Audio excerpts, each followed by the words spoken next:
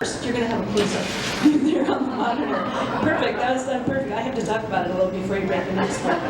So, annealed glass breaks it. It's fun though, right? So, annealed glass breaks in a familiar way. If you've ever dropped a drinking glass or accidentally thrown something through a window, you end up with these sharp shards of glass. So, there's all different sizes and shapes, and they're flying off in all directions because of the impact.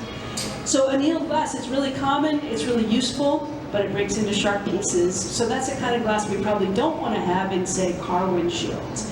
Just in case that glass breaks while we're driving, we don't want shards flying toward us. So for that, we use the laminated glass.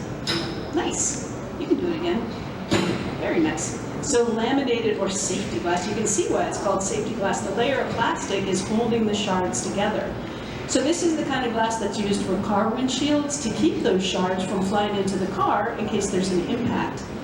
Bullet-resistant glass is another interesting type of laminated glass, but it's made of multiple layers of glass and plastic together. Thermally tempered glass, 5 times stronger than the others. That breaks awfully well in our case though, doesn't it? That's because here at the Glass Breaking Show, we're just kind of determined to break everything. And we make sure that that really strong piece of glass breaks by putting a sharp point on the end of just this particular hammer. Because remember, it's the compression on the surface that's making it impact resistant. Well, you can pound on it really hard. You saw me do that on the metal rail, not have it break.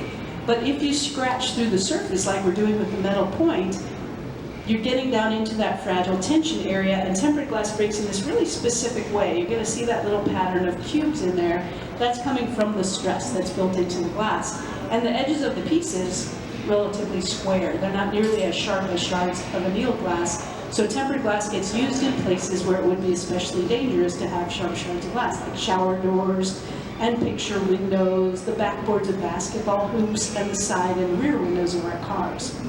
So Gabriel, this one comes in from the top. You're going to grab the handle, lift it up carefully, and give that a nice hard whack, please. One more time, just for good measure. Very good. So he's hitting it hard, right? And when we expect that to break pretty easily, we saw there was a lot of stress in there. But there's a couple of reasons why that thing is not going to break easily. One of them has to do with the shape. So you'll notice it's basically an egg shape.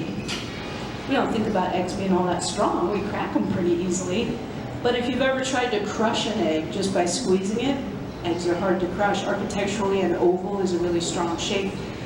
But more specific to our demo is the compression and tension story one more time. So if we think about this bubble when it was hot, it's cooling really fast in the air, so the surface cools and shrinks, and it's going to lock in place. And then the inside's cooling a little more slowly, so when it's trying to finish shrinking, it just can't shrink as much as it wants to because the outside's hard already and it's holding it kind of stretched out.